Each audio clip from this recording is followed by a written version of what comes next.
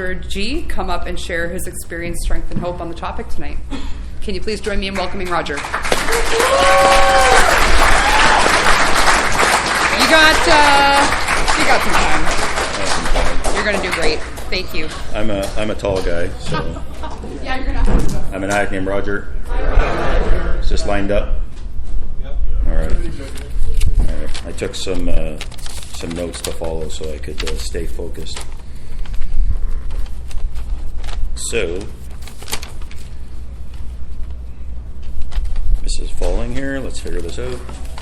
All right, here we go. So yeah, once again, addict named Roger. I just want to scan the room to see like people that I know here, so I don't get freaked out. There's some people back there. I know I came with those people. All right. Do I know you? I do now.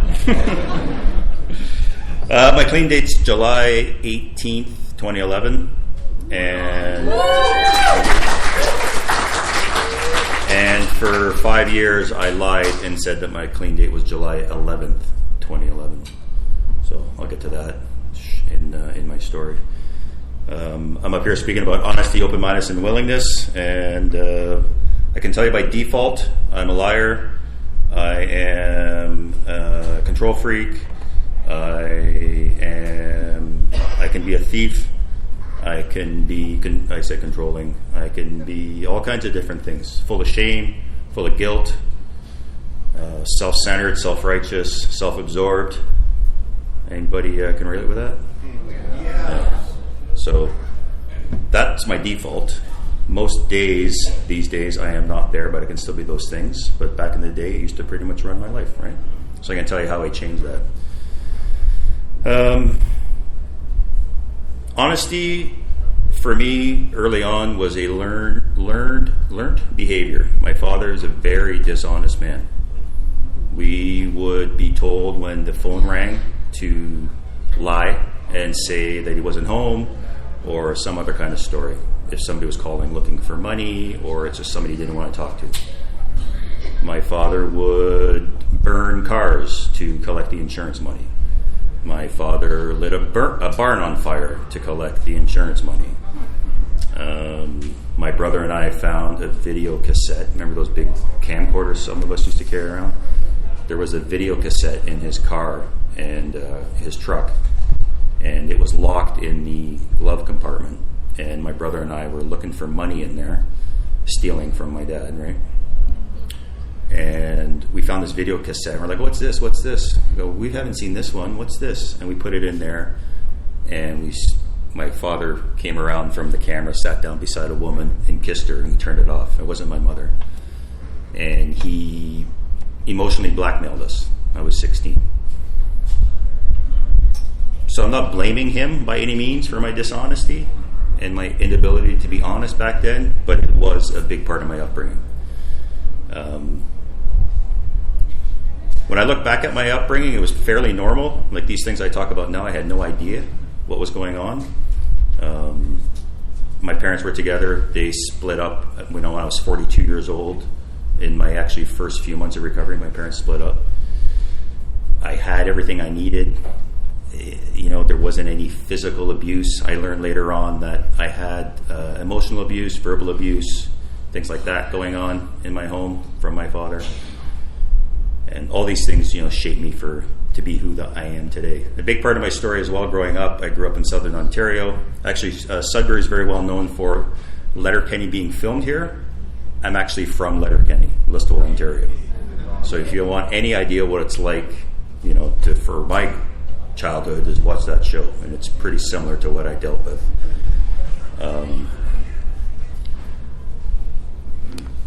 Back to my notes. So, I learned over the years to lie, cheat, steal, manipulate to get what I wanted, to avoid how I felt.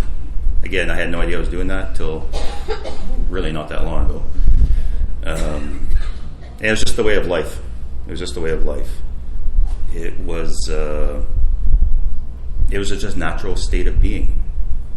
Now, I'm not going to get into, when I started using and how I started using all that stuff, but eventually I started using, and it started slow and manageable and whatever, and then it got to a point where I was no longer able to control it. And now my lying was about my using. We all have the same, we all lied about using. I remember telling my ex-wife at the time, later, like near the end of my using days, she would always call me a liar and all these things. You're lying, you're so dishonest and all this stuff. And I'm like, I'm only lying about this, my using. That's all I lie about. But it controlled my life, right? That lie controlled my life. It was all about using. So during that time, I had no idea I was an addict. My ex-wife worked with youth, street youth in downtown Vancouver. That's where we were living. And she would tell me I'm an addict. I'm like, no, I'm not, right? I did not look like an addict. I had a wife. I had a child. We had a place to live. We had 2 cars. I had a successful career. I had family. I had friends. Right? That to me was not an addict. Not at all. There was one morning I remember being outside 6 a.m. With my dog, and there was a gentleman sitting on a park bench with his brown bag and doing his thing, and I looked at him as I was getting high, judging him, because I assumed he had nowhere to live and that I was somehow different. So this just went on for a long time for me.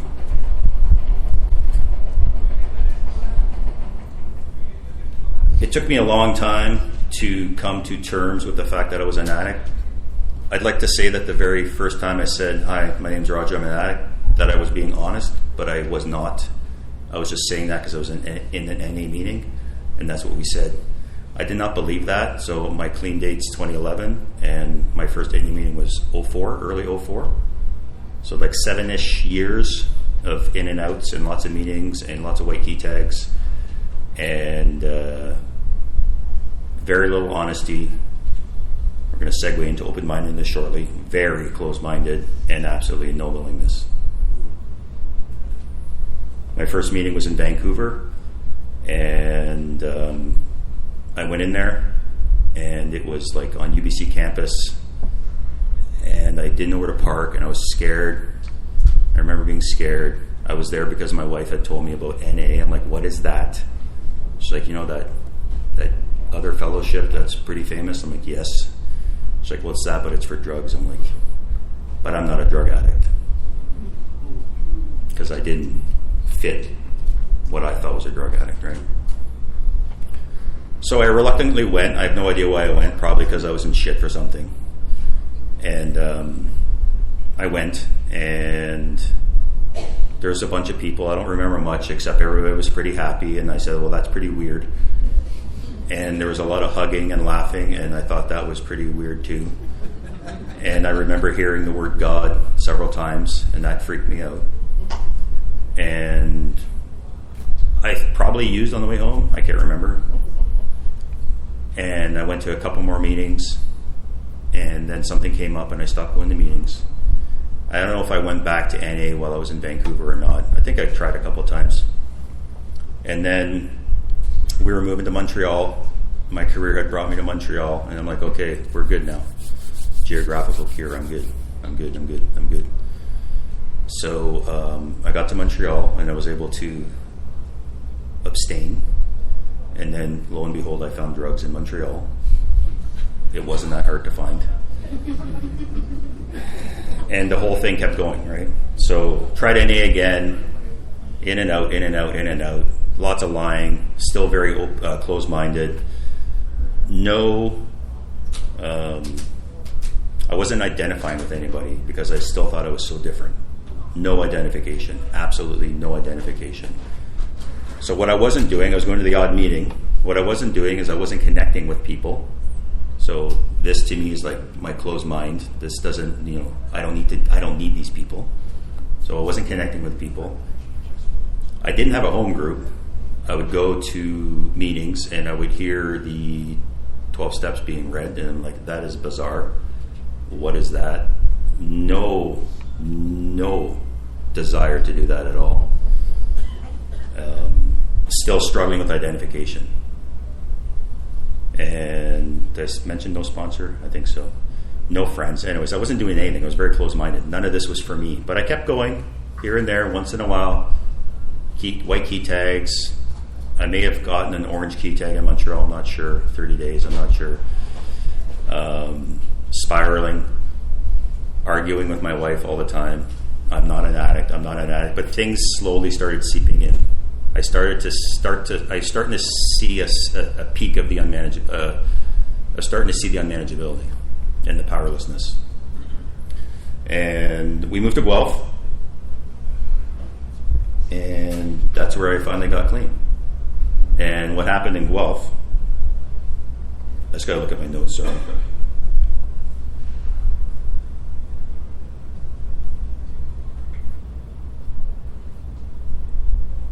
I get to Guelph and still using, so it's new city. I was no longer under the illusion that I couldn't find drugs in Guelph because I grew up in Listowel and it's not that far away, and I have friends all over the place, so there was no problem for me there. And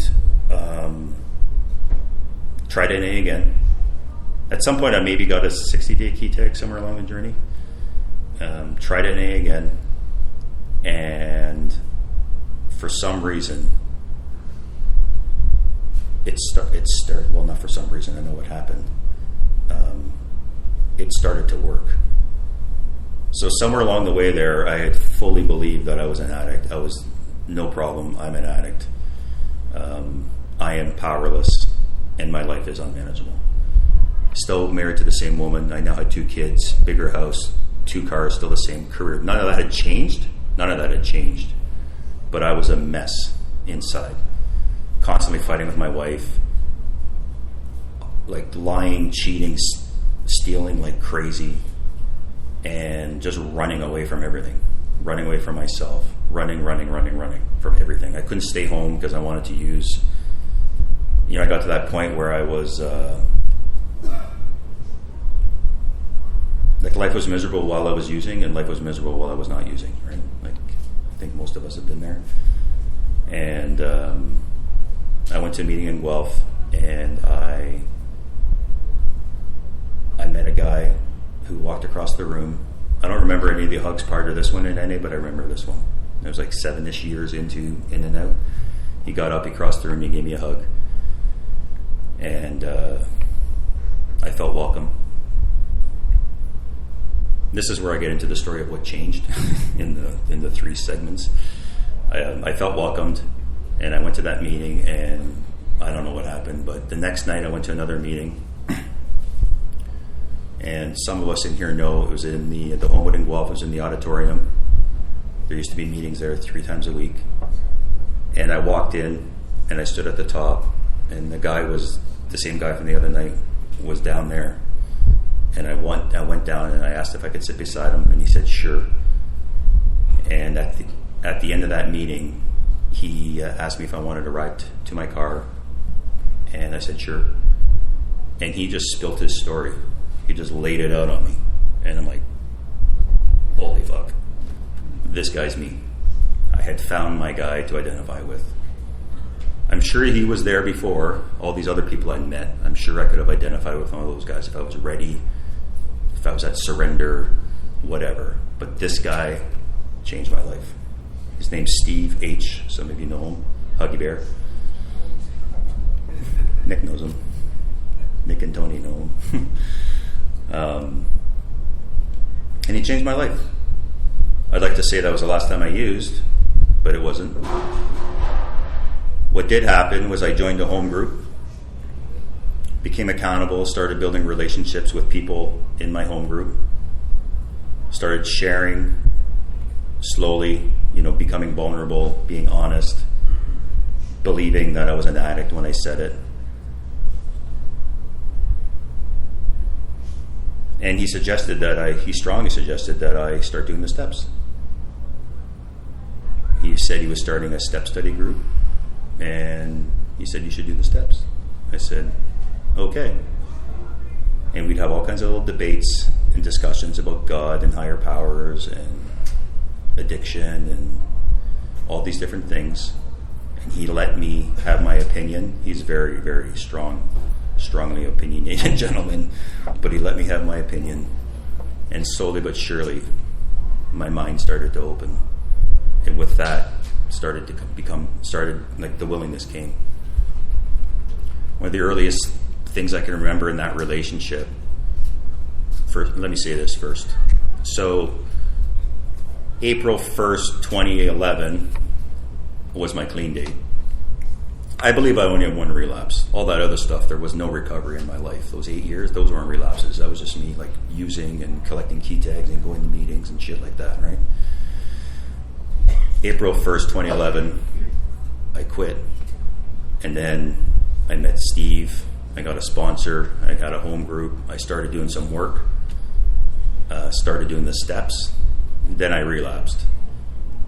And I had a meeting to meet my sponsor that night, and I was, at home high, and my wife's like, my ex-wife, you're seriously going to go see your sponsor high? I'm like, I'm not high, right? And like, off I went, got higher in the parking lot, went in to see him, and he knew right away what was up, and he looked at me and he said, you're high. I'm like, yes.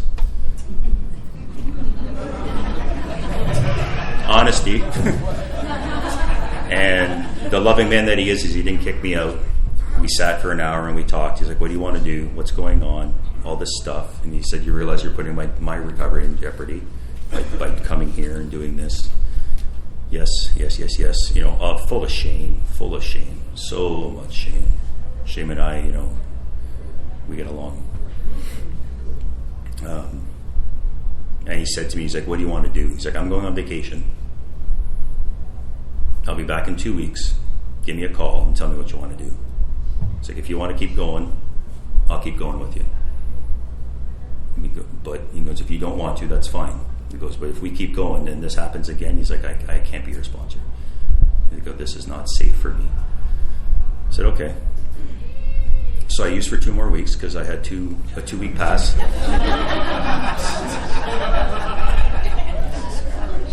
And this is where the July 11th, July 18th part of the story comes into play. So he came back, and I called him. Like, are you clean? Yep. When'd you stop using? Last Friday. Which was really 2 days before. So last Friday was July 18th. So I celebrated and, stated that my clean date was July 11th for 5 years. Because I was too afraid, to be honest. At 5, between 1 and 5 years. Some recovery had taken place in that time, right? I'd lost the desire to use. I'd become honest about so many things, which I'll get to in a second. But I was still afraid to be honest about that. And then I was in a step study group with Danny C. You guys know Danny C. And he had a similar story. I can't remember the details, but it was kind of similar to what I'm like, what the hell? So I got honest with my sponsor, who was not this man anymore. I'm like, I don't even know what my clean date is, man. Like, I have no idea. He said, well, let's come up with something that better represents your clean date than the 11th. He's like, when do you think the last time you used? I'm like, well, it was probably a week after the 11th. He's like, okay, how's July 18th sound? I'm like, that sounds good. So my clean date's somewhere around July 18th, 2011. But because I had built relationships and started working in these groups of men, I say groups of men because I am a man, and for me, the work happens in groups of men for men, women for women, and then of course there's other work that can happen, like when we're all together and stuff. But for me, it was very important to get into a group of men and start to get honest. In that first group, a guy started to talk about his father. And he would talk about very similar things that I just talked about. I'm like, shit, really? And I started to write about the effects of my addiction on myself, my friends, and my family. And there were just little pieces of honesty back then, right? But I was starting to get honest. I was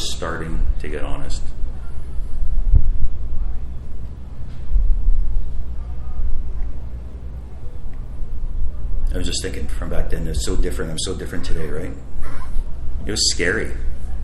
It was scary building these relationships. It was so foreign. I had lots of friends. I knew lots of people. I had lots of, that wasn't an issue, but there was nothing there. We talked about whatever, nothing, not like what we were talking about in this group, right? And because of that group and that work and that growth, I ended up in another group, which is where the guy with the clean time story showed up. And there's things that happen in that group where I'm like, oh. Guys started talking about their insecurities. I'm like, oh shit. Different things that happen at home, different thoughts they had. I'm sure I'm not unique. When I got here, I thought that everything in my head was unique to me. Everything that I'd done, said, or thought of was unique to me, that nobody had ever done those things. Well, some of those things. And then I learned by being connected and building relationships that there is nothing that I have thought of, said, or done that somebody else hasn't thought of, said, or done. Nothing. That continues to get... I continue to learn that. In the last year and a bit, I was doing some more, group work. And my sponsor, who I've been with for over 10 years, 10-ish years, over 10 years, I was struggling with something. And I shared it with him. And he said, yeah, man, me too. I've thought of that. Ken. I keep looking at these two because they know all the people I'm talking about. And so does Andy. It's still very hard for me to open myself up for potential judgment and to feel shame. But all those things I started at the start, like how I describe myself, I'm not that person that I used to be. I can still be, for sure. I can still be. I think the greatest thing, I keep talking about relationships. I've heard it said, and I love saying it, addiction is alienation, isolation, and recovery is connection, right? It is hard to build relationships. It is very hard. And the busier life gets, the harder it gets. I don't want to build relationships. I want to stay at home and have the relationships I have in my life, and I don't want any more. And I don't want to work on them most days. But I do, because I have to.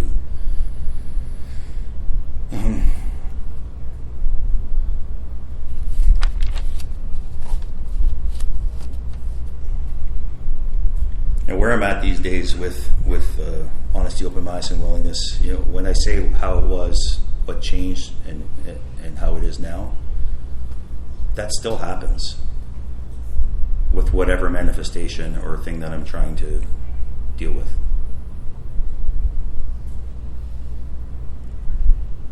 My self-honesty has grown in the last year and a half, a couple of years, right? I was able to look at my resentments, which some of them had been there for 12 years, and some of them were newer. I was able to look at those and say, and really nail down my part, and say, I did that, and that hurt that person, and really believe it, and start to open up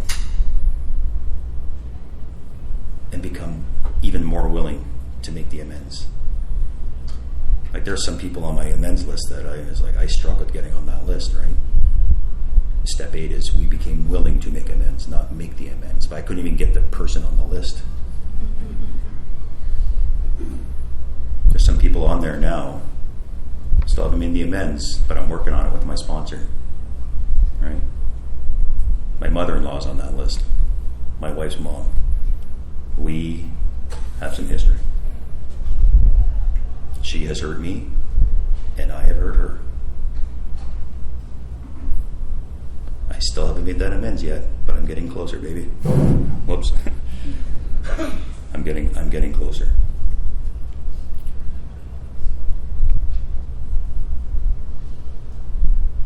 I used to argue with people, there's these books I would read back in my 20s, and I was high and reading these books, and that was right. That was the way. Nobody else's opinion mattered. Nobody else's books mattered except for what I was reading. And I wouldn't listen to anybody. I would just argue with people. That still shows up. My wife can tell you that. But it doesn't show up as often, right? I will listen to other people now. When something's spilling around in my head, I will call my sponsor, my friends, and we'll talk about it. Sometimes way faster than other times, and sometimes it takes a couple of days. But I've learned by building those relationships, doing the work. The work is self-examination, honesty, vulnerability. That's the only two I can think of right now. And sharing that and opening myself up with somebody else. I used to have my first sponsor is like, just call me. I'm like, what for? Just call me. I'm like, hey man. He's like, you're building that muscle memory. Right? You're building that muscle memory.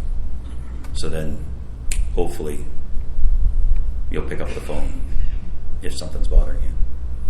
And that's what happened. I still don't want to call my sponsor some days. Yeah, fuck. So this is how it goes for me. Hey, Ken. Hey, man.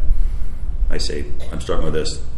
And then I'm already giving myself his advice in my head. Like, I already know what he's going to tell me. So why call him? Because I've been working with him for so long, and I know him so well, and he knows me so well. Why call him? And I call him, and he generally tells me what I think he was going to tell me. But there's always something new, or he reminds me of something I forgot. He knows everything about me. My wife doesn't even know everything about me. Right? She knows most of it. But there's like these little things, these little thoughts, these little things that go on. And I bounce off my sponsor, and he's like, yeah, man, me too. Yeah, man, me too. About this sick, dark shit. Sorry, it's not all sick and dark. This stuff that's in my head. My wife's like, what are you talking about? I went way off my thing here, but I think I'm doing okay. Honesty, open-mindedness, and willingness. How? How do we get here? By being honest, by being open-minded, and by being willing, right? And he's changed my life. I still have all those things. At 3 years clean, I got honest, and I told my ex-wife, I don't want to be in this relationship anymore. So that was being honest. The way I dealt with that for the next several years, until really still even today some days, is not very honest. I was having emotional affairs leading up to that. So I was 3 years clean, living dirty. Full of lust, full of resentment, full of anger, full of judgment. Not using, but starting to be able to see those things. So I ended up in a relationship with a woman half my age. Like, the words were barely out of my mouth. I'm done with this marriage. And the next thing I know, I'm pursuing this woman. It took me a little while to admit that was an affair. I'm like, that wasn't an affair. We were on a break. Anybody get that joke? Whoops. Thanks, Darren. But that was an affair. I love avoidance. So my dishonesty today will come more in forms of not telling you something rather than like a lie coming out of my mouth. That's pretty much how it shows up these days. I don't like conflict. I don't like being like confronted. I don't like being questioned about something that I may or may not have done that doesn't line up with the spiritual principles, because I feel shame. And shame makes me feel like a piece of shit, right? Early on, I used to have this huge club that I used to beat myself with. Now it's pretty much this pen. My sponsor will tell me kind of yearly, he's like, yeah, that club's getting smaller. I'm going to tell him. I don't think he made it. He's here somewhere, but he's not in this room. My club is now a pen.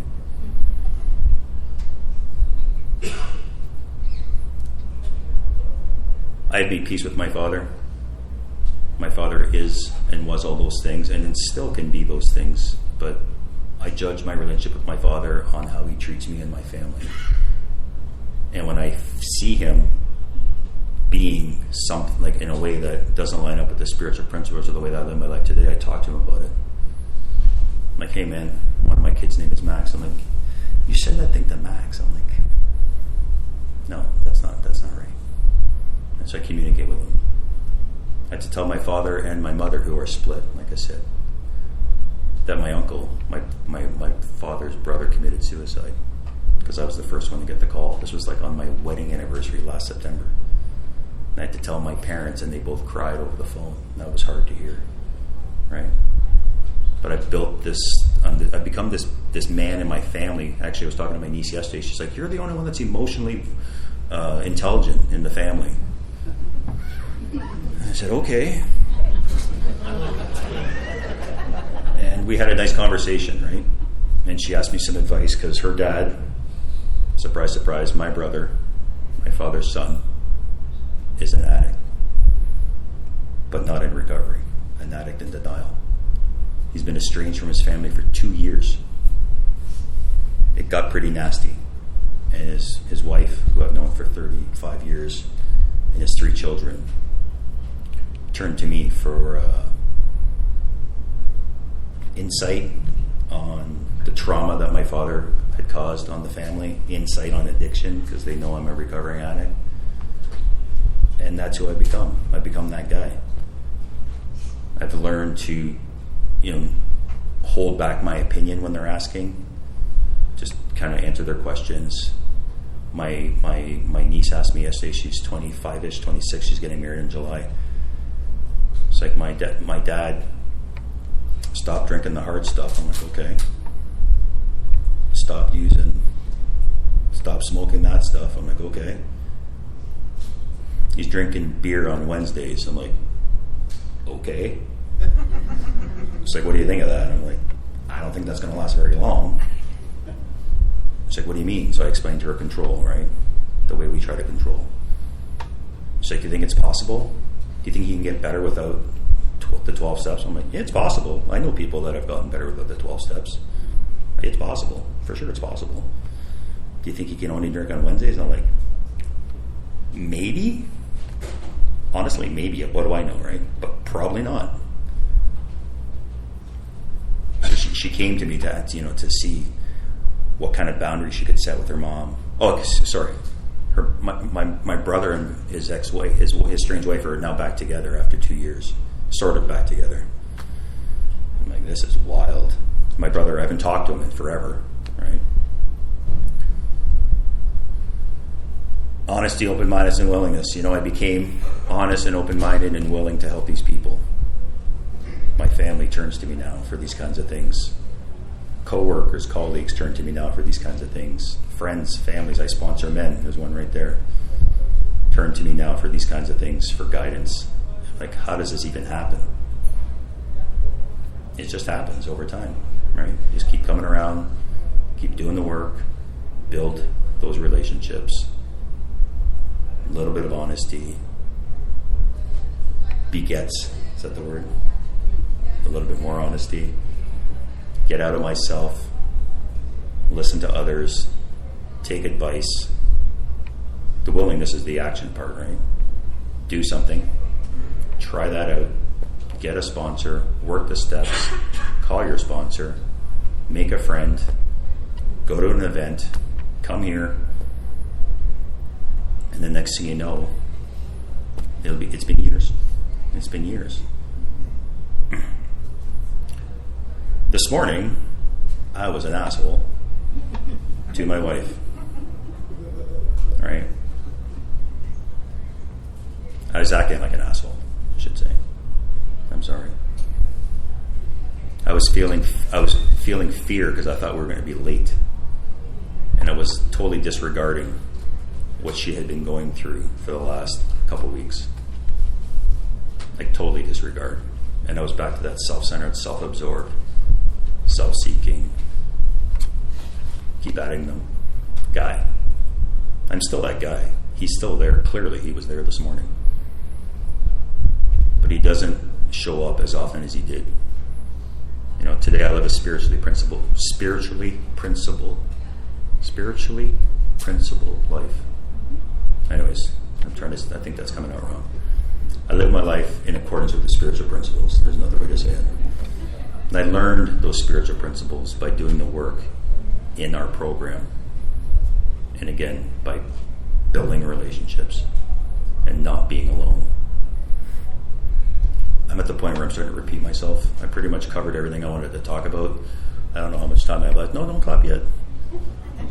I was told it was my workshop and I could do whatever I wanted.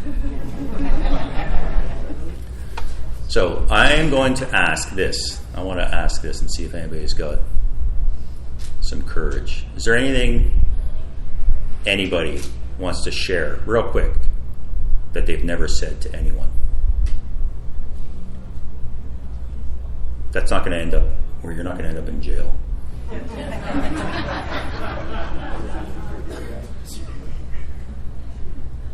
Nobody? All right. There's some giggles. People are thinking some stuff. Go ahead.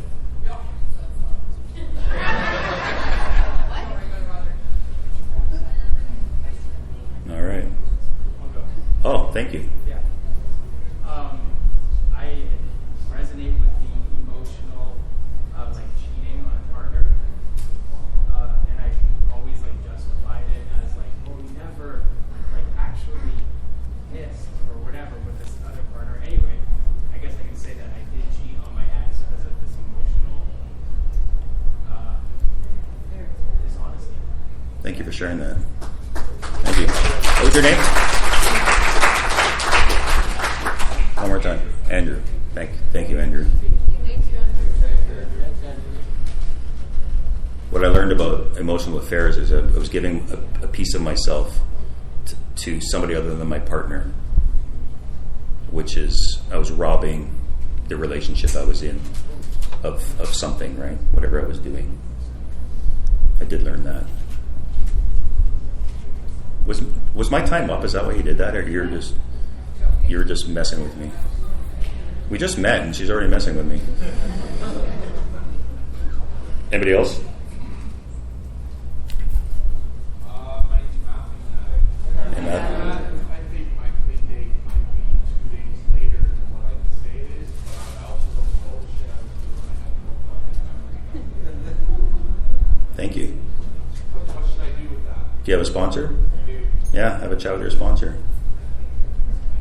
Yeah, you're welcome. My sponsor and I had a chat. He's like, let's come up with a date that best represents something other than July 11th. And then we came up with July 18th. So, yeah, man. Thanks, Matt. We're wrapping up.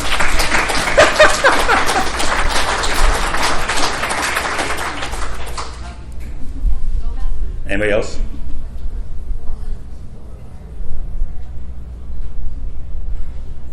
Yes, go ahead.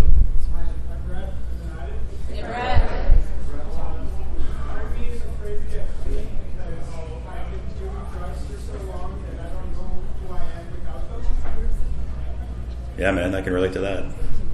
I don't know what else to do with that. I don't have a sponsor, and I don't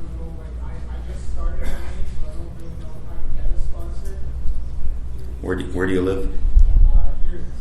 Yeah, just go to meetings, talk to people, connect with some guys, and then just look for something that resonates with you, and then you're like, hey man, I want some of that. Right? It's like, who do you connect with? Yeah, and just start building a relationship.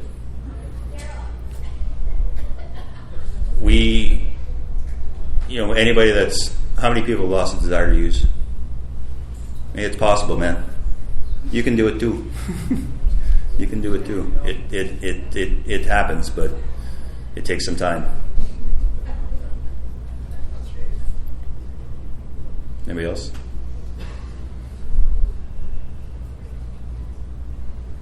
All right, I'm just going to close with just the feeling of freedom that comes from being honest in my life.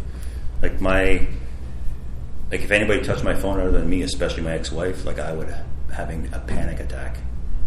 Right? My wife has my password to my phone, as I do hers.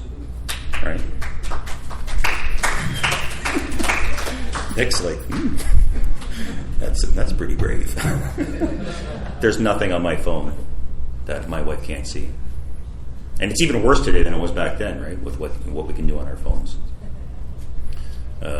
To me, that's freedom, right? Honesty is freedom. And it has given me freedom. Not only have I lost the desire to use, and that obsessive thinking about using and the compulsive acting out on using, it's given me freedom, right? And it's given me the ability to work on these other things that are causing me issues in my life. Because none of that stuff goes away. I lost the desire to use 12-ish years ago, 13 years ago, whatever. But I have yet to lose the desire to stuff my feelings and change and run up from what I'm feeling. And that to me is addiction. It's obsessively using, and obsessive thinking with compulsive behavior. That's addiction. But from what? Why am I doing that? Because I don't like how I feel. Right? So today I do other things to numb myself and distract myself. Less often than before, but I still do it. So that's why I keep coming back. I want to thank Orkna for asking me to speak today. It was a great honor. And I want to thank Darren for asking me to speak in Brantford back in November, because it was that speaker jam that got me here today. So thank you very much.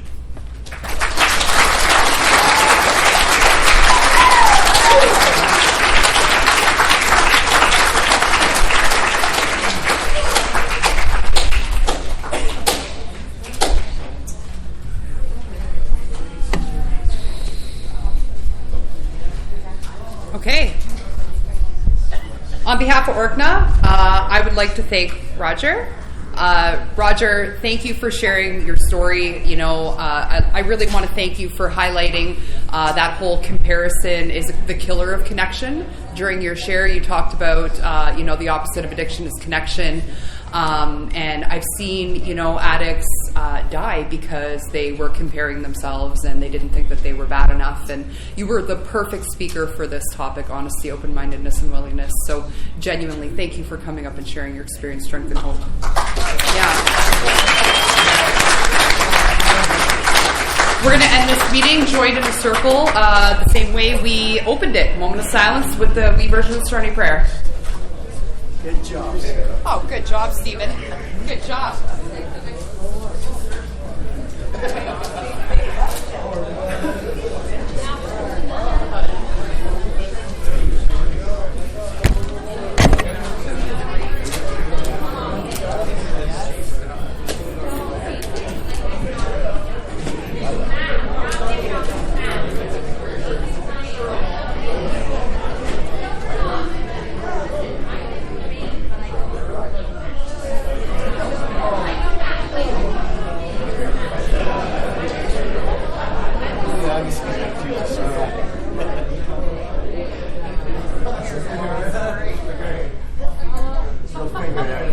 Got another 5 minutes.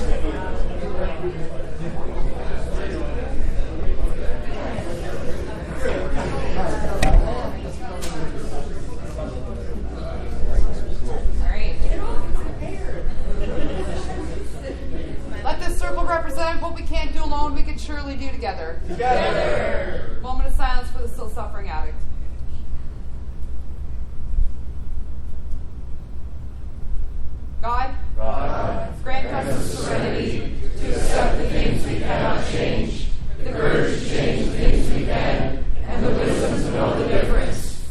coming back, it works if you work it, so work it, you're worth